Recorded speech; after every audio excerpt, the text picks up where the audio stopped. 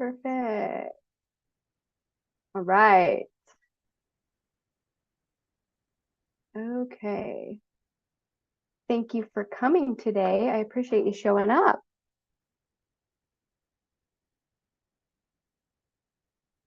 Whoa.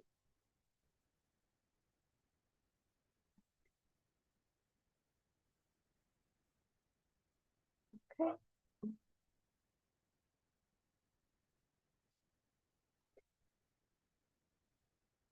We're almost there.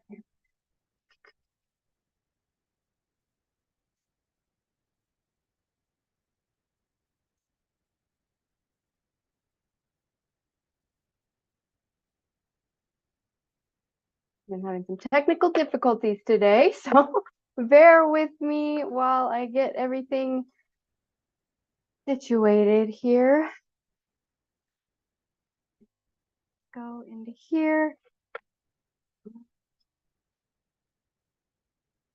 Perfect. Okay. All right. And then let's share my screen.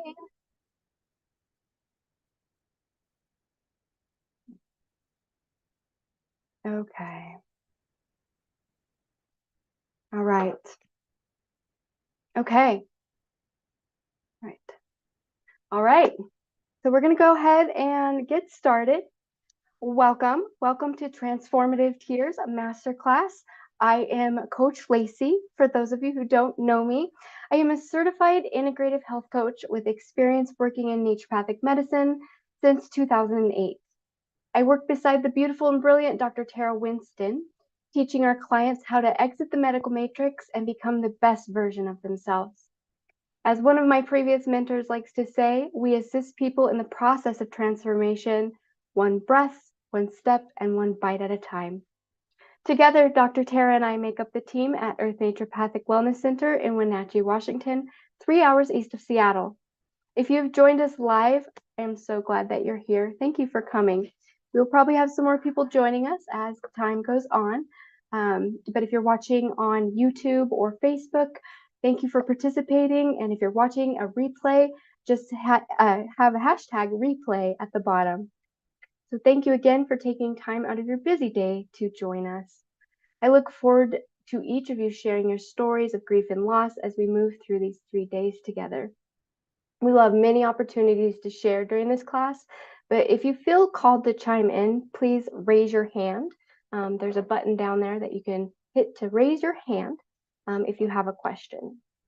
So this is an interactive session. This is helping you to gain hope and clarity with tangible tools that you can use throughout your lifetime, even if you decide not to join our 8-week group coaching program.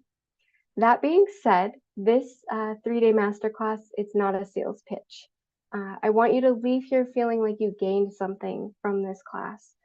So if you find value in what's being brought to the table here, I hope that you'll join our 8-week group coaching program following these 3 days. So if you're interested in that anytime during this masterclass, just message me afterward. And this is the last time I'm really going to mention it during the masterclass, except for the end. I will have a Q&A on day 3 for those of you who want to know more. I will provide the details when we're finished with these 3 days. So let's go ahead and get down to business, shall we? So what prompted me to do this today? So those of you who know me already, you know my story, and I apologize. It's kind of a long one, so I'm only going to tell bits and pieces during these 3 days together. Can you see my screen, Lori? Okay, great. So today I'm sharing my brother's story. It's his 7th anniversary of his passing. He's right here with the big smile on his face. So I apologize if I start crying. This story is really difficult for me to share, even though I've shared it many, many times. And I want to be respectful of any of my family who's watching. So I'm sorry if this becomes triggering for you. I apologize if this becomes triggering for you.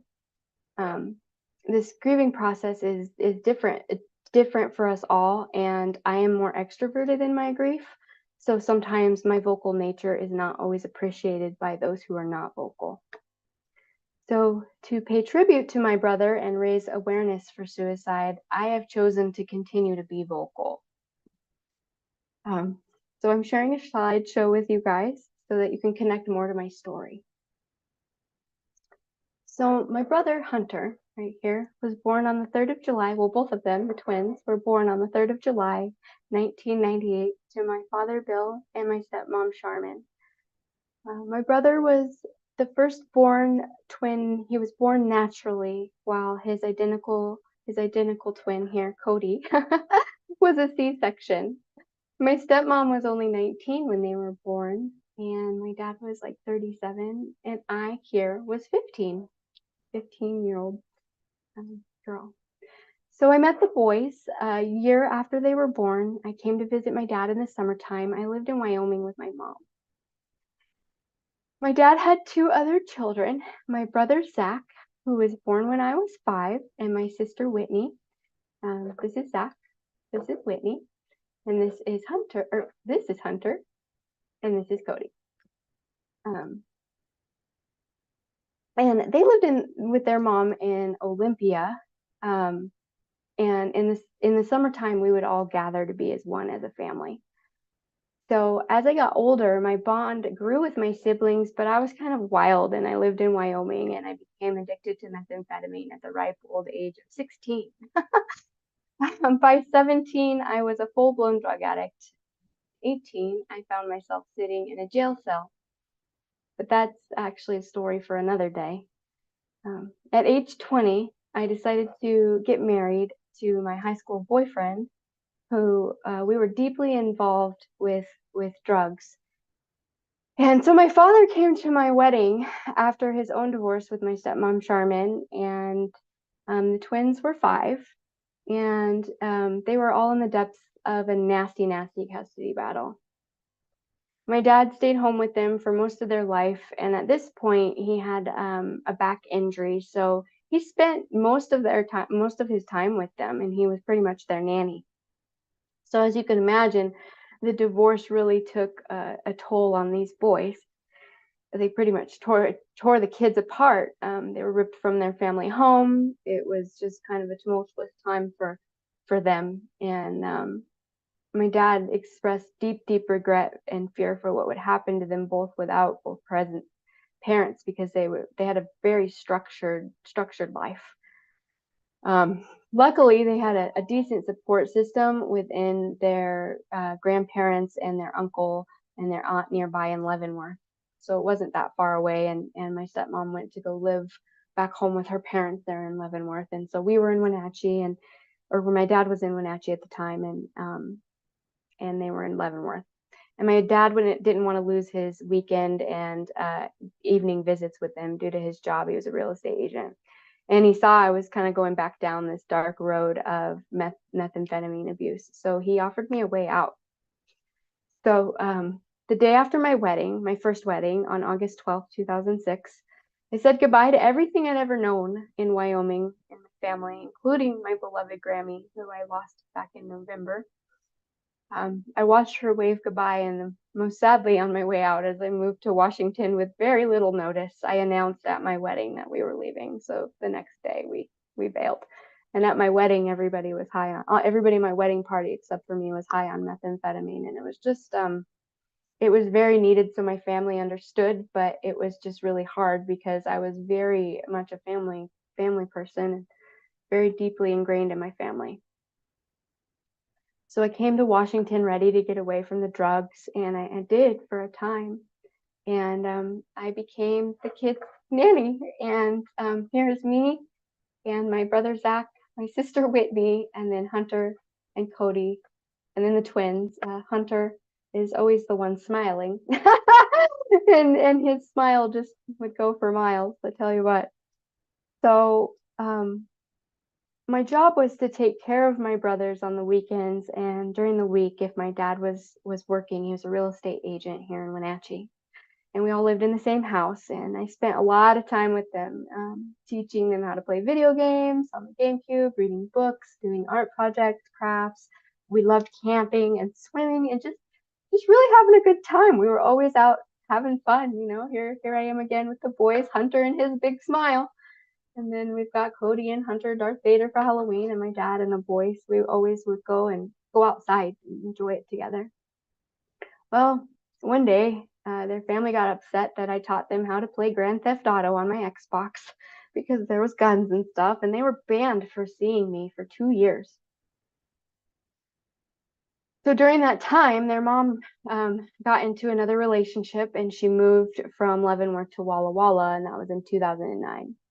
And that changed their life forever. So they really only got to see my dad probably about once a month if he was lucky. But it really changed the boys forever being separated from us because we were kind of the fun family. We were a little unit. And as you can see here, this photo, 2011. So they moved in 2009, and then 2011 was the next time I saw the boys again. And as you can see, this is Hunter here, and here is Hunter. They don't look quite as happy.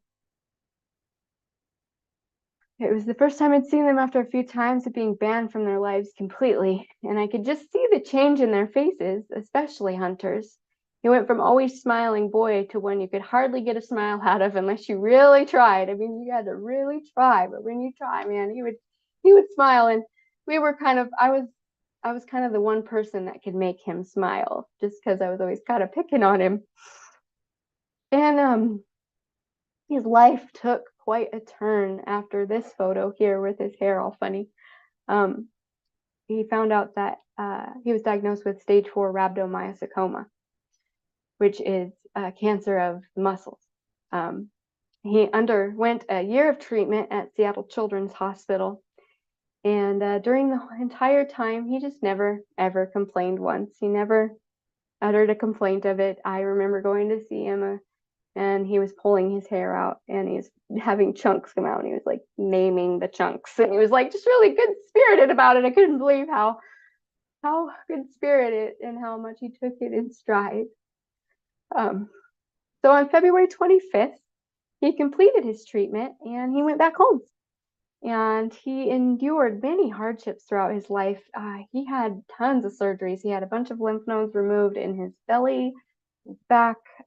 They had found the cancer originally in one of his in his private part areas, and that was taken from him as well. And he had scoliosis, and he had to go through back surgery. The kid had just gone through a lot at from 15 to 17, but you wouldn't really know that if you talked to him. You could see it on his face, but you wouldn't really know it if you actually engaged with him because he's just such a good spirited guy. He attended the opportunity program at his high school in Walla Walla, and he was a senior in high school when I got this call this very day 7 years ago. This is the last picture of us together. My sister's not present here, but this is me and my 2 brothers on Christmas Eve 7 years ago. Here's the boys when they were little, always smiling. He's always smiling. And here is him, Hunter, with his wig on after he lost his hair to chemotherapy.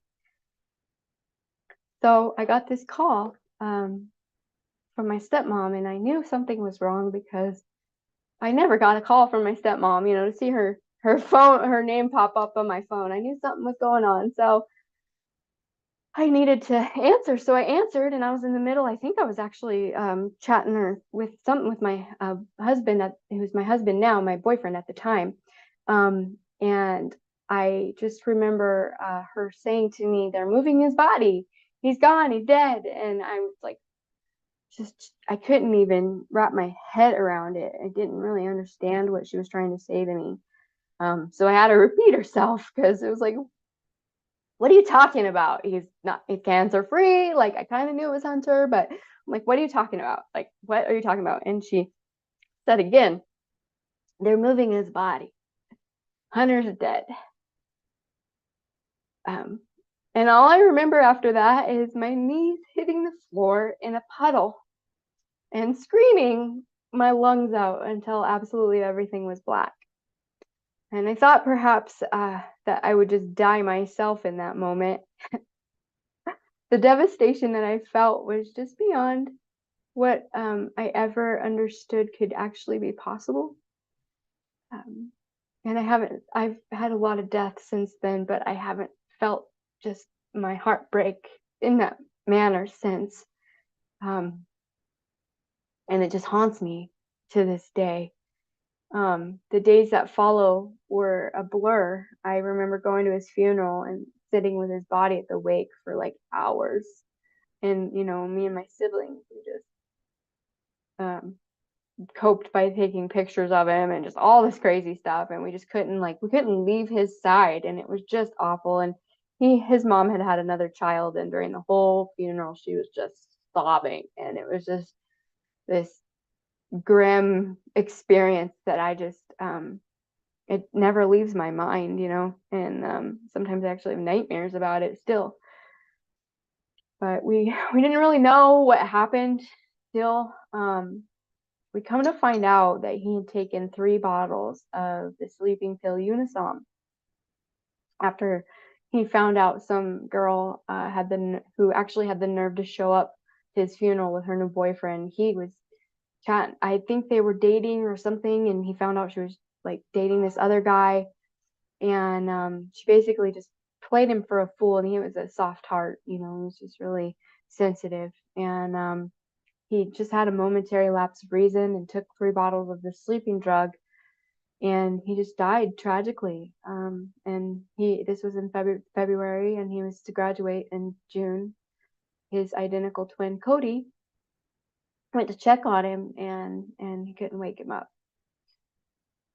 And so that was just a really difficult time and so tragic and heartbreaking. And this smile right here, I always just think of the smile. You always think that the people you love will always be around, especially if they're younger than you. And coping with the grief of him taking his own life after we had almost lost him, I just find myself in suspended animation at times.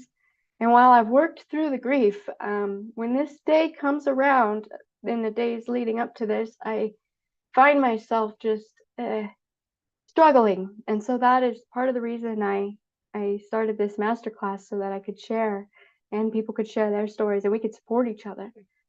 I'll never forget the last day I saw him, that picture that I showed you earlier. I had taken him, it was Christmas, and we went to my uncle's house, who later also passed. And I remember giving him a big hug. I gave him the biggest hug I've ever given him, and I just remember how frail he felt. And that moment, I think about it a lot. And sometimes I just find myself crying about the strangest things. I'll be looking at the store and see mac and cheese or apple juice, and I'll just start crying. And just little things will make me cry about him. And I've had many losses in the last 7 years, but this one broke my heart, and it left me with so many questions. So, if left unprocessed, grief can have an emotional impact on your body, that feeling of the broken heart.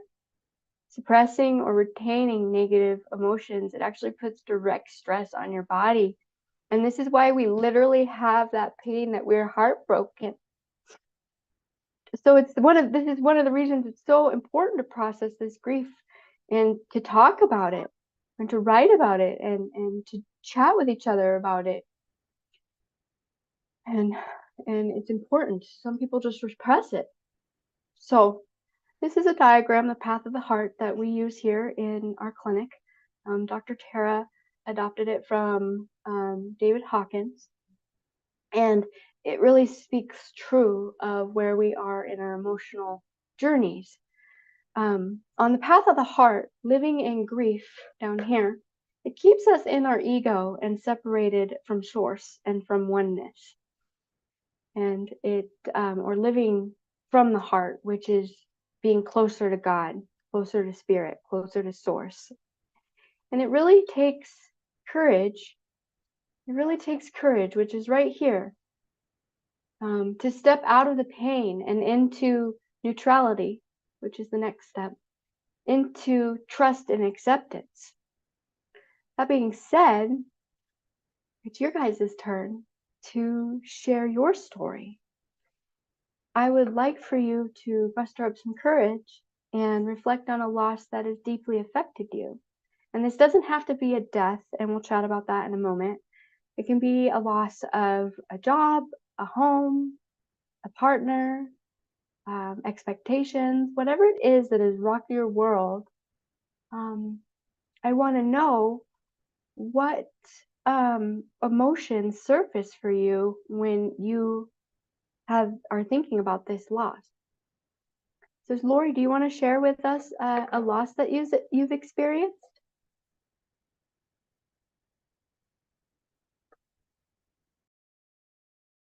Because I couldn't get my computer to, in fact, my computer went totally black. So now I'm looking at this little tiny screen. And now I can't hear you either. Why would that be? Well, let me see. Can you Now I hear me? You can't. can't. Okay. Now I can. Okay. Okay. My loss was different. It was my mom after a long battle with Alzheimer's and two siblings who didn't particularly want to have anything to do with any of it. So it all fell on me, and I'm the middle child. But it was more, it's really a complicated one. So it wasn't a sadness because she really wasn't ever present, even when she was fully, comprehending things. She was a very vacant person.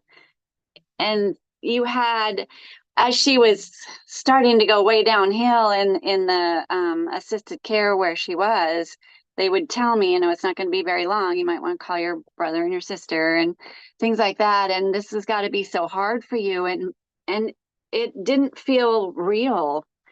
And when she passed, it was almost like nobody passed because there was so little connection, daughter to mom, daughter to dad, even my siblings. And it wasn't as though she was incapable. She had a sad, sad life and we knew as little kids that she didn't like being a mom. But then you go through this process of everybody saying, "Oh, I'm so sorry. What can I do for you? This is awful. And this must be so hard." And in a way, I didn't have those emotions that most people would have when someone they love or was close in their family. So it's awkward, I guess, and then you feel like, what's wrong with me? I should be grieving. I should be sad. I should feel something. And it was just like empty. So very different Yeah. than most, right? Yes. And that reminds me of my recent grandma's passing. She was in a assisted care living facility and had a stroke and lost her mind a few years ago. We really lost her years ago, and so I feel like my mom would feel very similar to how you're feeling with your mom because she just wasn't there, and it was like almost you almost grieved it long ago. And so this Mm-hmm. residual grief that is there becomes it becomes more numb, and Mm-hmm. so but that's still grief, that is still a form of grief. Yeah. So um in thinking about that story that you just shared, how did you respond when she passed? Was it just, it felt surreal, or did you cry? No, I didn't cry. She got violently ill before she passed all the way. and I had to leave the room while all of that was happening. And my daughter happened to be there, and I was like, I can't do this. I can't do this. I can't watch this. I can't. And my husband and his mom didn't even know my mom, but she happened to be visiting because it was really close to Christmas. And there's his mom's holding my mom's hand, you know, and I'm feeling more love and connection to her. It was just so awkward, really awkward. And there was not any abuse, other than more like just not really present in your life. You know, you always had to kind of tippy toe around her because you didn't want to upset her and have her cry, and then dad come home and be mad at us because she was crying. And so it's always about her and her needs. And as kids, we just, when we got to like about fifth grade and you might spend the night with somebody else and you watched how other people's parents were, you were like, wait a minute, what? What is this? This is cool. You're so lucky, you know. Yeah, and it's so it just bubbles everything up, and then why my brother and sister dumped it on me. They weren't there. So Have you cried since about her dying, about her passing? I think a little bit, but not like what you went through with just that wrenching. And that's what everybody, because I didn't really tell a lot of people that this was my life. It's, Mm-hmm. and even the residents are like, oh, your mom is just, I mean, not the residents, but the caregivers. Oh, your mom's so wonderful. We just love her. She's the best. You know, and you're like, she is. It was the weirdest scenario. You didn't want to go, I don't really know her, but okay. I'm glad you do.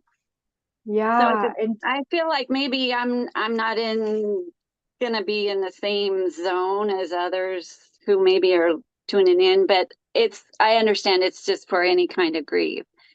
But I guess I never really grieved it, and I don't know if I'm supposed to. I don't think about it very much. mhm.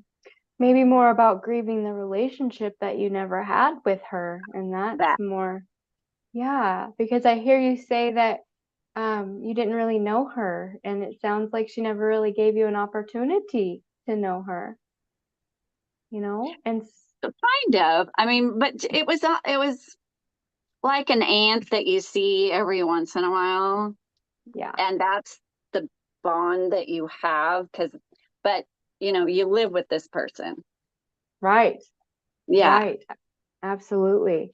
So, do you think that processing through that loss of relationship, the opportunity to even have the relationship, what do you think would help you process that? Do you have a good relationship with your children? Hmm. Yes. Yeah, yeah. So that Really. probably made it more important for you. Yes. Right. Yeah, absolutely. Mm. Absolutely. And Have you ever journaled about this stuff? no, no. Okay. I have a really cool grief journal that has some prompts that I'll send to you that might help you through this process because even though it feels um, like maybe you've done your grieving or you're disconnected from it, I think it would really help just to move through that and really bring to the surface of what was missing, and then it can bring you full circle, you know? Sure. Yeah. Yeah.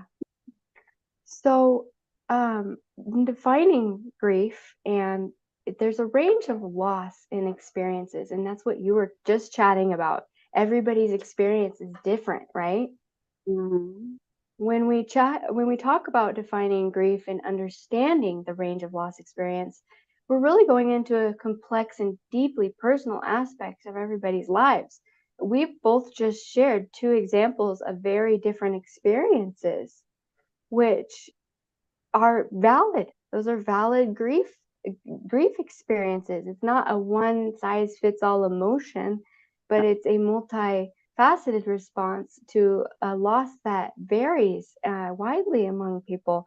And as the class fills up and we have other people sharing their stories, I'm sure we'll have other people that connect to your story in that way. And I know your story sounds very similar to my mother's story with her mother.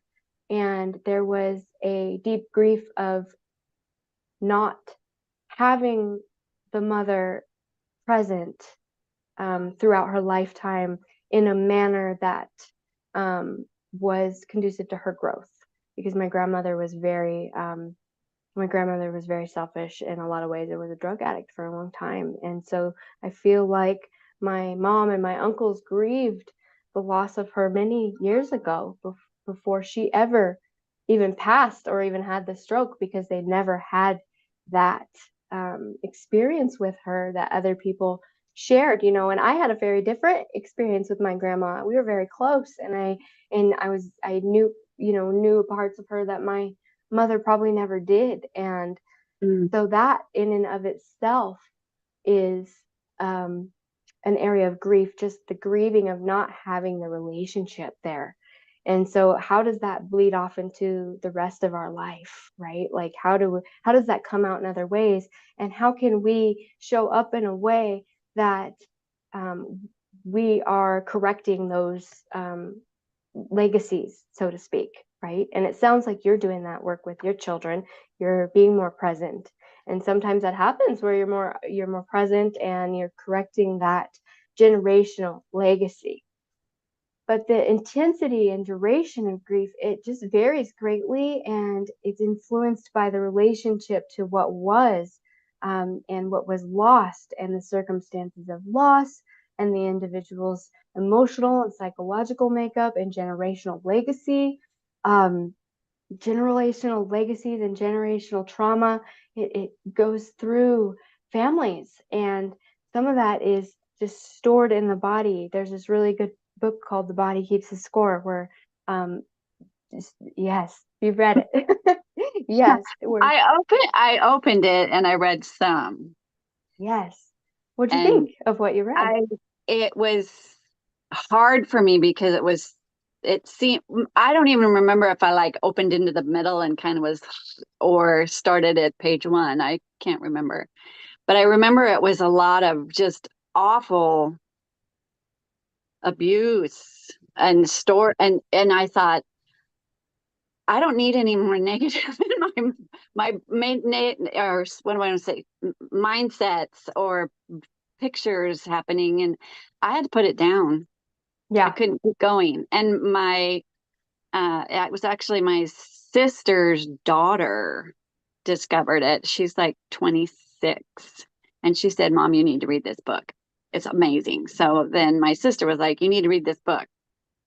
And I tried, but I still have it, and I still could dive into. I thought about like, well, skip ahead, Yeah. but I never did. Well, the concept is that when trauma happens, our body stores that trauma. It's all energy, right? And so when we have things like grief or trauma, it gets stored in our body, and it manifests in different ailments. And so that's basically the gist of the book, is that when we don't work through our trauma and our grief and our our different emotions that we've experienced that are negative, it gets stored in the body. And so then it manifests as disease. You know, it can manifest as something so simple as, you know, you twist your ankle, or have cancer, or whatever it is. It can manifest because you're not processing through it. And so the thought behind it is in order to get rid of physical ailments, you need to get to the emotional piece and process that stored trauma. And grief is trauma. And Mm-hmm. grief is trauma. And so the goal of this masterclass and the coaching group is that we process this and we talk about these things. And sometimes there aren't these profound realizations, but then later on, just by talking about it and even acknowledging its presence, those ailments will go away because they're being released. There's another great book that Dr. Tara likes to recommend. It's called Letting Go by David Hawkins. Yeah, and that's where this graphic came from, and it's a great one of letting go of those stored traumas and those emotions and grief. I would highly recommend that to anybody who is dealing with any sort of trauma or loss. So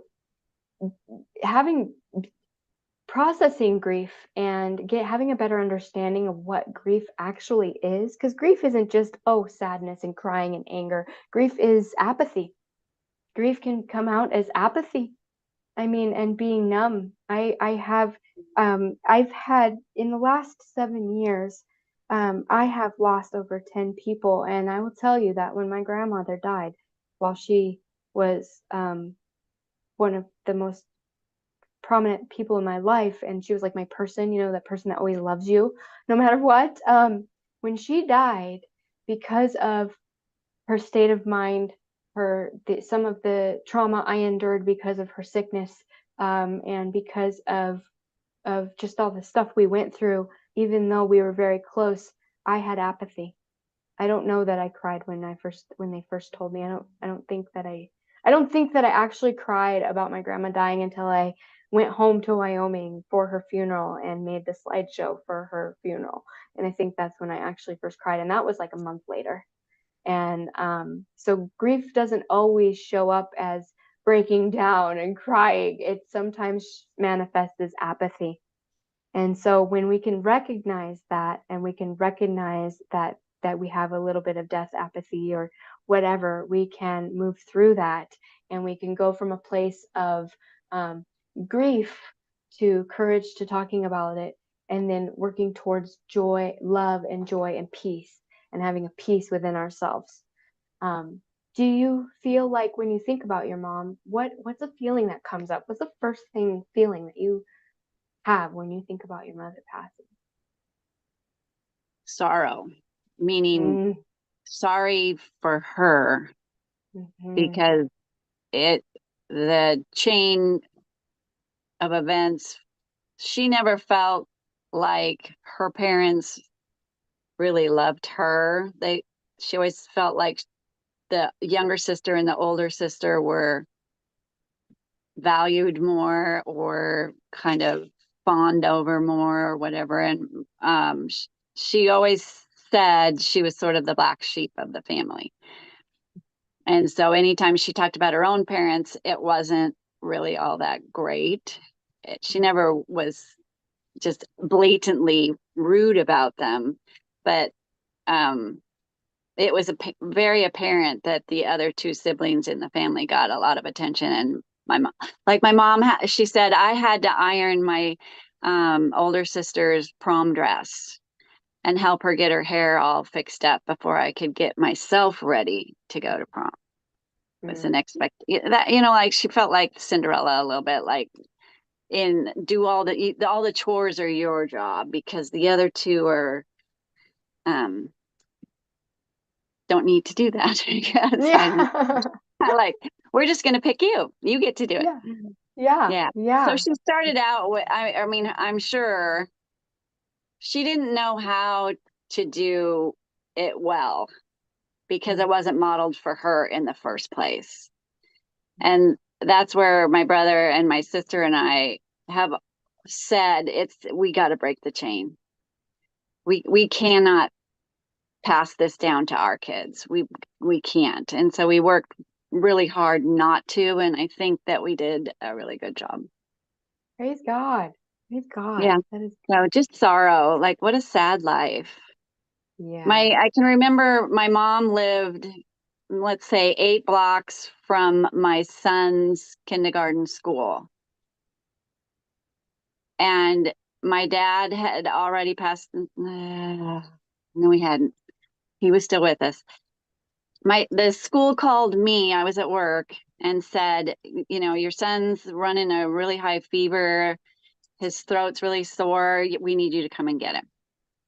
So I called my mom, knowing it probably wasn't going to work, but I said, would you buzz up and go get Eric and bring him to your house? Because you can get him out of the school quicker than I can. I'm going to have to find a substitute, write the lesson plans. And she goes, well, actually, I'm getting the Thanksgiving table organized right now. Okay, Thanksgiving was like in 3 days. And then I said, Mom, he's sick. He needs to get out of there. Will you please just bring him to your house? And she said, well, I don't even know where the front door is to the school. I said, it's right. The flag is right by the door. It's not hard to find. And then I just said, forget it. Never mind. And hung up. So you couldn't rely on her. There was a No. Yeah. Have you ever written her a letter? No. Okay. I have some homework for you. I have some homework for you. I want you to write her a letter, and in that letter, I want you to tell her everything that you're feeling. Everything. And this can take days if it needs to, but I want you to tell her all these things, all the grievances, air your grievances. And then at the end of the letter, I want you to write about what you love about her. I want you to look at all the things that you loved about her and all the things that you appreciated. And then when you're finished, you can burn it, you can flush it, but I want you to get rid of it. I want you to get rid of that letter, and you're going to let that go. Let all of it go. And that's going to help you move from a place of sorrow into more of a place of you're going to courage and the willingness when you're doing it. You're going to willingness. Let me share my screen again so that we can go through this together. Okay.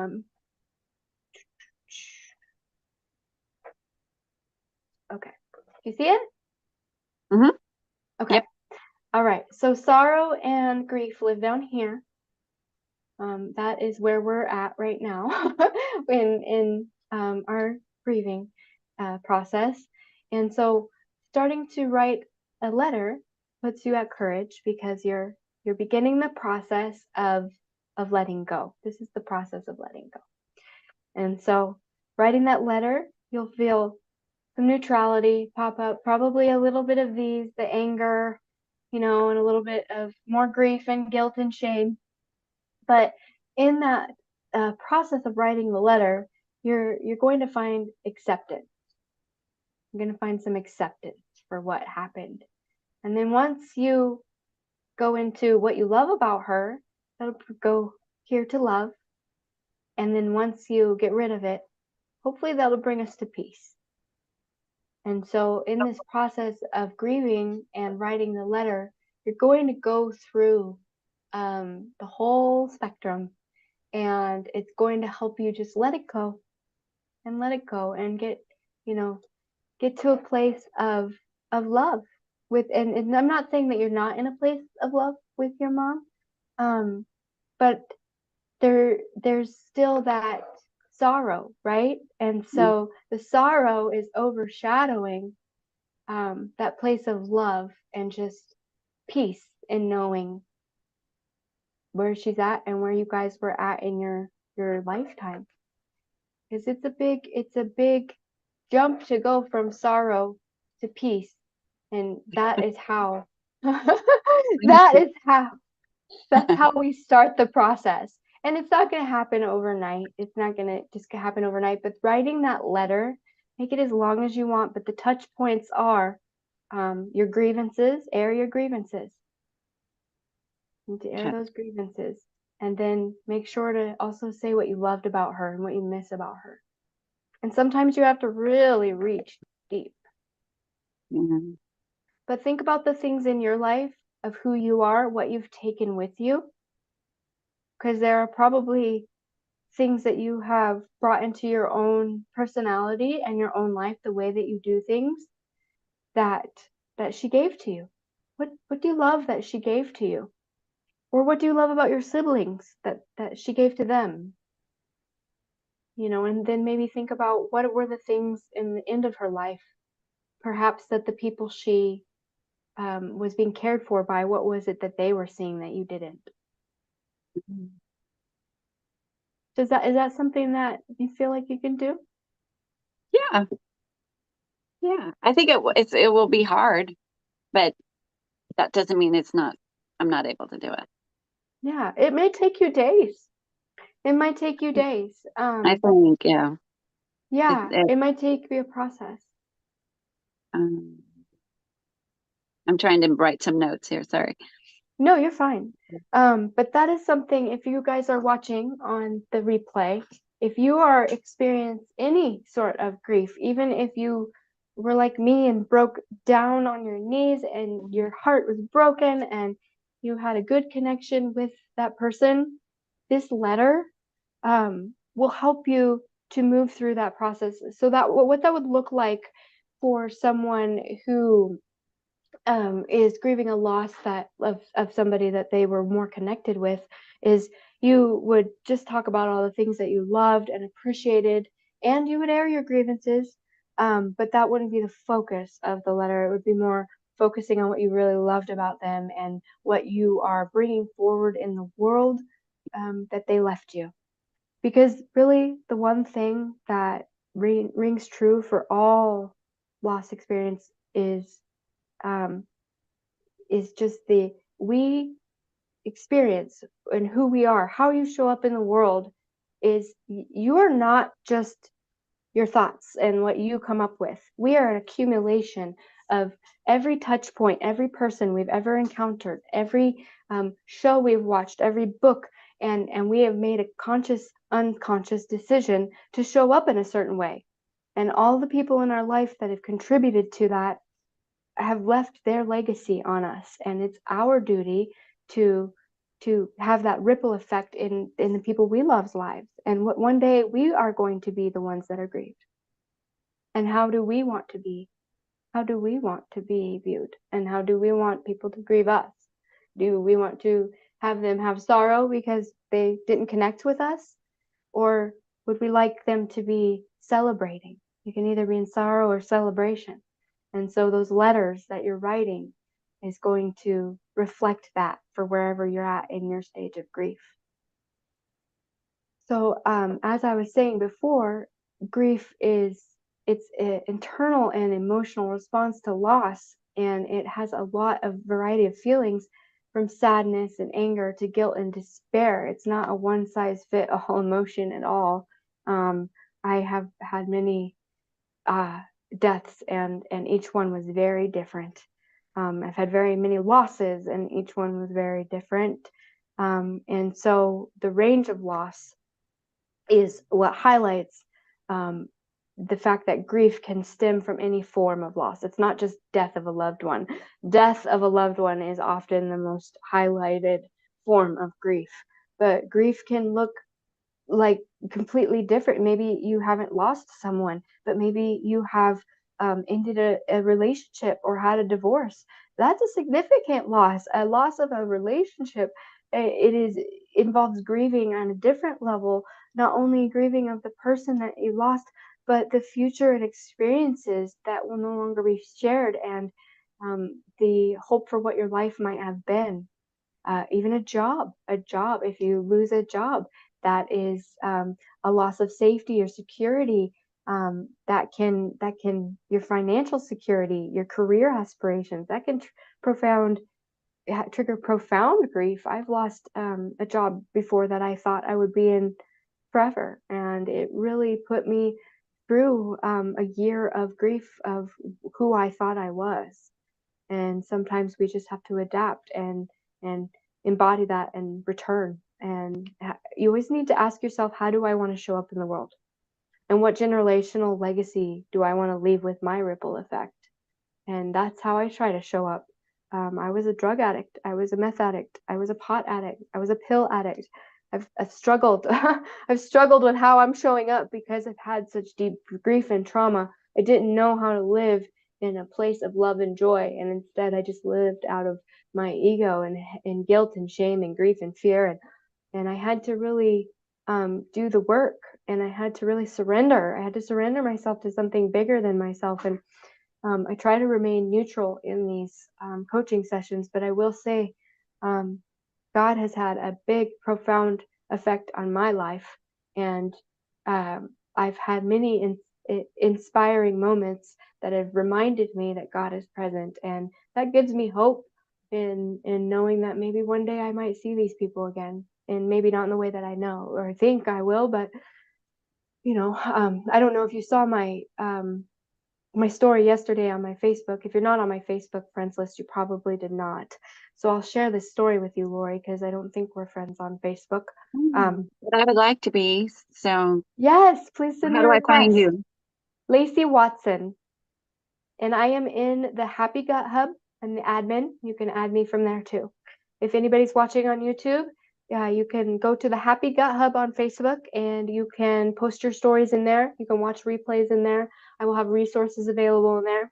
It's called the Happy Gut Hub because we have 4 pillars of health, and we start with the physical body, and all health starts in the gut. The gut and emotions are really the big pillar. So the story I'm going to share is really inspiring. So I am wearing a couple of things right now. This is my brother Hunter. This is his ashes. Oh, Yeah, this is my brother. I oh, wow. carry him with me. I carry him with me. But this ring, so this is my grandmother's ring. And just the other day,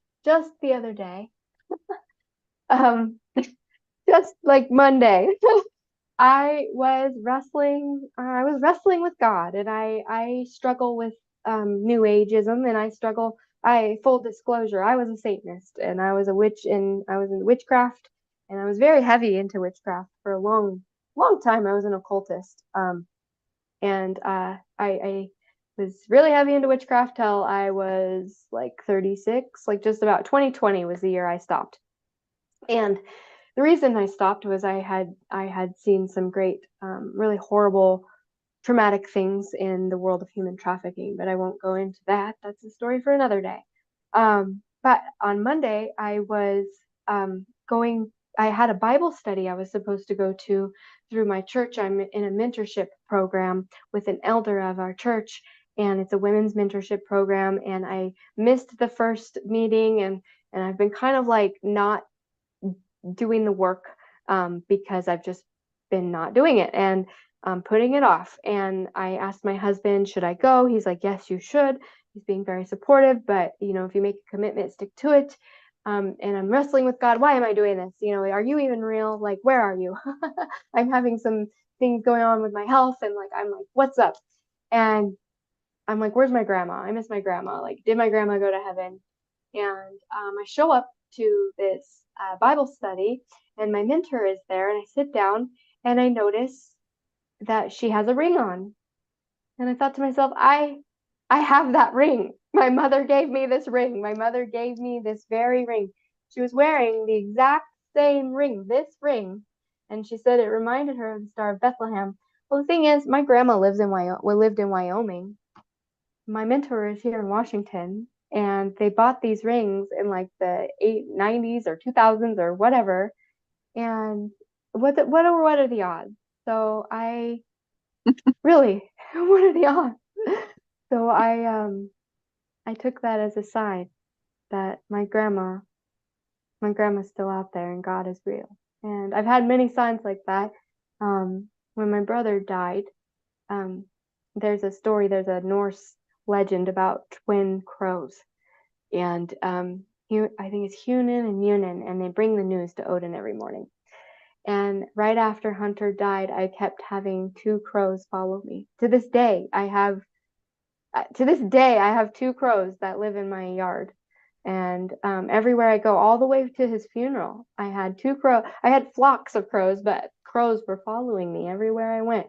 And then when my uncle died, this one is really crazy. My uncle died suddenly, and I'll get to that story in the next couple days. His is really sad, but when my uncle died, he was a Christian and very good Christian man. And on his deathbed, when he was in the hospital, he was singing this song, "In the Eye of the Storm." And I was with my cousin going up to his we were driving to his burial plot at the cemetery, and we turned on the radio, and wouldn't you know, Eye of the Storm came on the radio right on the way, and I could not I believe it. So there's been many times, if you just ask it, and so shall you receive. So I am a big believer in God, and if you're watching this and you're part of my masterclass and you're on, a neutral path, that's your path. I am not here to sway you one way or another. I am here to give you tools. And so I will be talking about God quite a bit in my testimony. So I apologize if that triggers anybody, but that is something that I am very passionate about. So all that being said, we need to acknowledge the different types of grief and different types of grief experiences, because everybody needs to have support, right? It highlights the different types of support. You might have different tools, that are being brought forward. If you're in a different place of grief, if you lost a divorce or a job or something like that, the tools might look a little different, but the outcome and this path of the heart is the same. Like the path of the heart is the same for us all. We need to go from a place of ego and separation from God, and that guilt and the shame and the grief and the fear, to a place of oneness and the being operating from the heart. And so we can show up in the world in a way that creates a ripple effect and a lasting generational legacy to inspire others to do the same, because our world is broken. And we have to show up and have courage to do the work. It takes courage to do the work. So my message for you all today is that it takes courage to move from a place from grief and shame and guilt to peace and love and joy. And grief is not a linear process. It's a lifelong journey. From the moment you get that grief, from the moment it is given to you, it is a lifelong journey, and use it as a learning process, as a learning tool to help you move through your various stages at your own pace. It helps you to grow. That's why I called this grow through transformative tears, grow through what you go through. Because a lot of people just like to sit in their poopy diapers and whine about it. My mom loves to use that analogy. Don't sit in your poopy diaper and cry about it, or not change it, or not have a change. We must either be vocal to have a change, or we must need to do something we must have massive action to do something about it. It takes courage to act.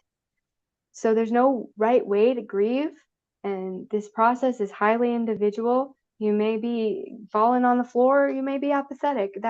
That's your journey. But the process of getting to a place of joy and love is the same. We just have to have courage to do the work. So the goal of grief recovery is not to ever get over the loss. You're never going to get over it. There's no getting over that mountain. It's there. But we can climb that mountain, and we can integrate that experience into our life moving forward. So tomorrow, we're going to have day 2.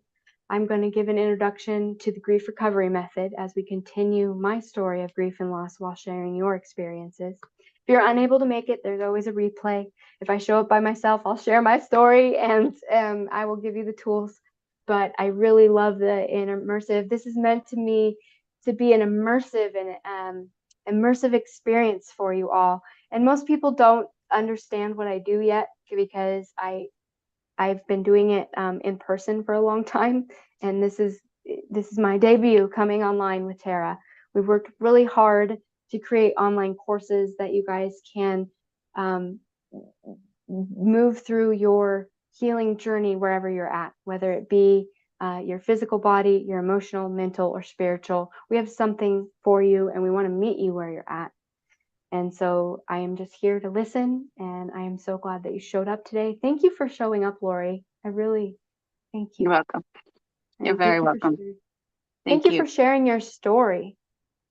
Yeah, it's kind of odd when you mentioned the class. I was sort of like, well, I don't know if I'm really grieving, but um, I thought just dive in and see what this is, and I had no concept that I was going to talk about my mom or anything. So it just kind of Great. came about. Yeah, I was really thinking I was going to be on a different kind of wavelength, and it just went there. So I rolled with it, thinking must be why I tuned in. That's right. That's right. Spirit knows. Spirit knows, and just stay in tune with that. And I encourage you to write that letter. And I doubt that you'll get it done by the time this class is done, but you can always share that with me in your own time, and we can process that together if you'd like. If you want someone to read it to, you don't have to, but I'm here for that if you'd like to. But when you're done with it, make sure to get rid of it, because that's the letting go part. Yes, that makes sense. Yep. So, and you can share this with your siblings as well if you feel like this is something that they need. Share this with anybody. This is meant for everyone. So I wanted to give some value, and in the next coming days, I have some really cool tools. I'm going to try not to go. I'm going to try and be respectful of everybody's time. But if we do have a full class, sometimes when people share their stories, it goes a little over. But I'm actually really thankful that today it was just you and I, so that we could go a little deeper with you. And I'm always holding the intention that whoever's meant to show up will, and that we Yeah, will work together. And yeah. sometimes it's better this way. So if you Mhm. have anybody that you think to benefit for tomorrow, we're meeting at the same time, 1 o'clock, Saturday and Sunday. Maybe one friend Yeah. going through a divorce. Well, she's past the divorce, but it was Yes. several years ago, but she's still pretty stuck. And I know she's working with a really great counselor and such, but sometimes just a little different Yeah. I protocol bring, structure can spark something. You never know. I can tell her yeah. about it though, That'd for be sure. great. And I'm not a counselor. I don't even pretend to be. I've just been through it. And so I've been divorced. I've lost jobs, pretty much any sort of grief. I've been homeless. I've been a drug addict. I've just been through it in my life experience. And I've worked in naturopathic medicine since 2008. I worked for Dr. Jacqueline Thomas here in Wenatchee for 10 years. And then I worked at Leavenworth Family Medicine for a few. I worked with Dr. Allegra Hart. And now I work with Dr. Tara, and I think I'm going to be here for the rest of my life, hopefully. So I really just love naturopathic medicine, integrative medicine, and I love to share with people how it's changed my life. So Well, thank you. Thank you for yes, inviting me. absolutely. Thank you for showing up, and I hope to see you tomorrow. You will. All right, Okay. great. I will see All you right. then. All right, Okay. everybody. The replay will be available on YouTube. I will send it in your inbox, and it will be in our groups. I hope that you have a wonderful day. Ciao. Bye. Until next time. Bye.